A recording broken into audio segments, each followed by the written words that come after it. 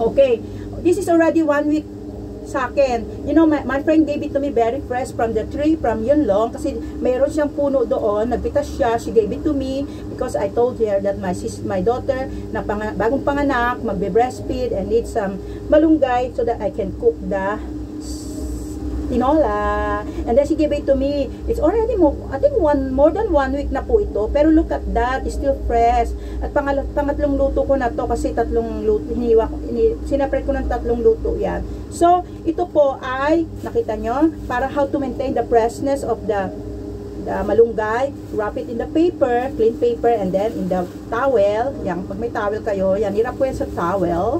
And then, ilagay ko sa plastic. Ayan. Tapos sa plastic ko, paglagay sa plastic, lagay nyo na sa refrigerator. Huwag sa freezer, doon sa lower part, yung may compartment, yung may drawer na ganon. So, every time, if you want to cook, then you just get a certain amount and then put it back. Okay? So, look at that. It's still fresh, you know? So, I'm so happy because last time, I always have malunggay. Laging nag-aano siya, yung nagtutubig at saka yung pag nilagay mo naman sa freezer, pangit kasi nagtikit-tikit na siya. So, I serve na ngayon, very fresh pa rin. As you look at my malunggay leaves, still fresh pa rin, diba? Ayan. Sa Pilipinas, libre lang to eh. Ang dami-dami sa mga kasada. Pero kung paala kayo sa may-ari pag kumuha kayo ng malunggay leaves.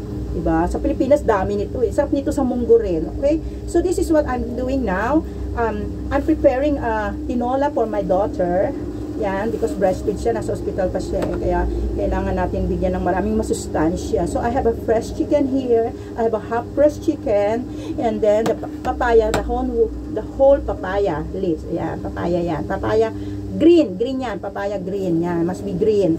So, okay na yan. Ngayon gagawin natin dahil ito ay nakakat na natin. Ito ay nakat na natin. At yung water, pinoboil ko na with, if you have onion, you can put onion and ginger, boiling the water. And this one naman, hihimayin na natin siya. Kasi para at least, we can put it in the malunggay later on. And then, I will cook also some dinengding. Yeah, dinengding from Philippine menu. Okay, same as the same one, you see, it's still fresh for rin, so I'm so happy. This is saluyot. Nagtanim ng saluyot yung friend ko sa Yunlong. And thank you, sister. Ayan, sariwa pa rin siya.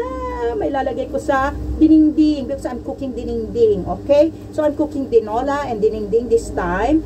Dinengding is a Filipino from Ilocano dish. Okay? So, ito po ang aking malunggay. Himayin din natin yan while we are boiling the water. So when the water is boiling, and then we put them, kaya lang wala akong kamatis. Anyway, kung ano lang meron, mag-improvise na lang tayo. So, himayin natin ito mamaya. Unahin natin ang tinola. Yes, let's start for the tinola. Okay? Yan. So, tanggal na ang tela natin and papel.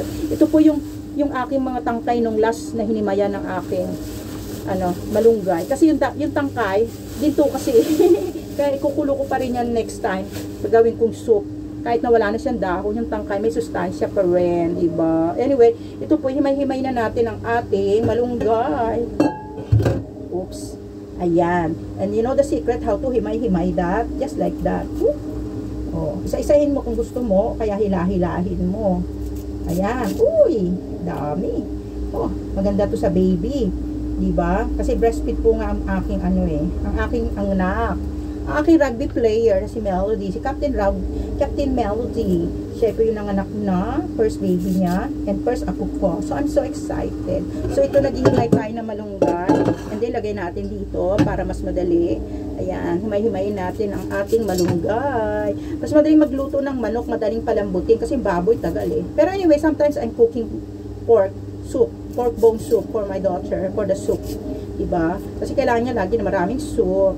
Kaya, yun namang aking biyana, yung kanya namang biyanan, yung aking balaing in check, nag-prepare naman siya ng pork, yung pata ng baboy, niluto niya with the vinegar, red vinegar and ginger. Kasi sabi nila, kailangan daw marami siyang ginger na matake para yung kanyang laman loob, yung tiyan niya ay mainitan, yun, diba?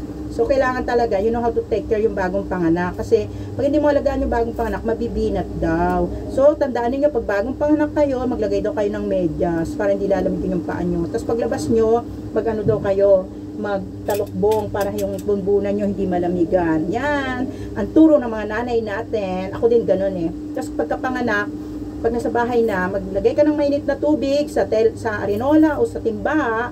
Tapos, maglagay ka ng papel, butasan mo sa gitna, itapat mo sa puday mo para painitin ang yung puday para daw maluto. Ayan.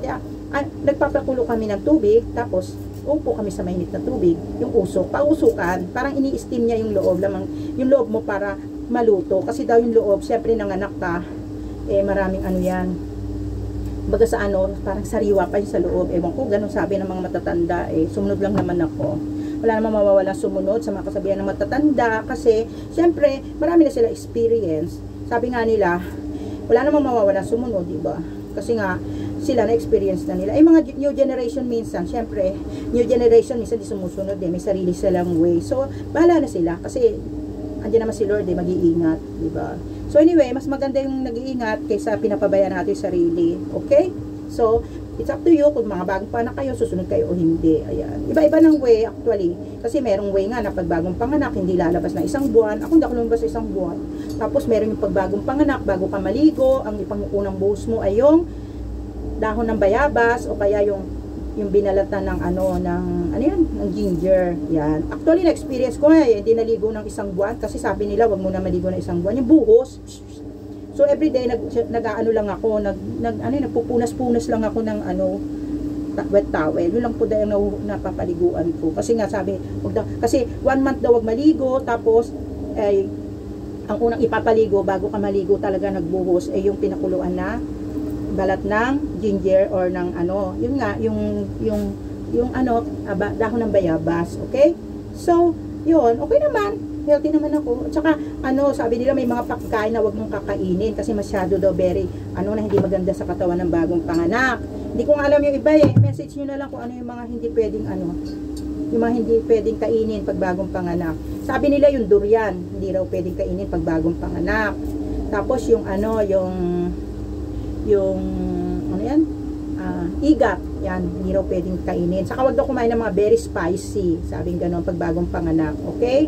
Lalo na yung mga nagbe-breastfeed, dapat alam nyo kung ano yung iingatan. Uy, dami, masarap to sa malunggay. Last ko ng luto. Manghingi ulit ako sa friend ko ulit. Yan. Imagine, sariwang-sariwa pa rin, almost 1 week na siya, more than 1 week na siya sa ref ko. Pero sariwang-sariwa pa rin. Kasi ganun nga ang gawin ninyo, ibalot nyo sa papel, tapos tela, tapos plastic. Kasi pag plastic agad, magpapawis, okay? So, kailangan ayusin ang tabi. So, ayan na po, dami kong lalagay natin yan mamaya sa tinola. Okay, nagbo-boil-boil na yung ating water with ginger. Then, lagay na natin yung ating,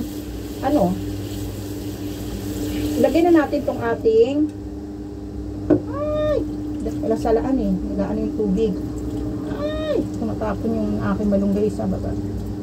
Dapat salain. Anyway, okay na rin. Ayan, susunod natin tumataya. Ay, dumikit sa kamay ko. Ang kamay ko, punong-puno ng malunggay. Ay, daw ng malunggay. Okay. Okay. Yes. And then, isunod natin, ilagay na natin itong tinola at saka manok sa kumukulong tubig. Yung iba, may ibang way ng tinola, ginigisa nila. Pero ako, ito mabilis ang paraan at saka para hindi ganong maraming mantika. Diretso na sa kumukulong tubig, hindi ko na ginigisa. Yung iba ginigisa, syempre para masarap, para yung lasa pumunta sa manok. At saka konti lang ang sabaw nila, minsan nilagyan din nila ng patis. So it depends, may mga iba-iba tayong version ng pagluluto. So ito po yung ating kalderong kumukulo.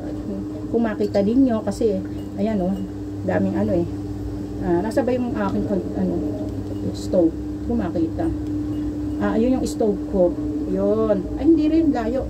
Hindi makita yung stove. Saan ba stove? Anyway, ayan. Pakita natin yung ayan. Ayan. Kulo na. Yay! Okay? Kumukulo na siya. So, lalagay na natin ang ating chicken at saka ang ating papaya. Okay. So, ayan. Yan. Okay? Pit natin. Ayan.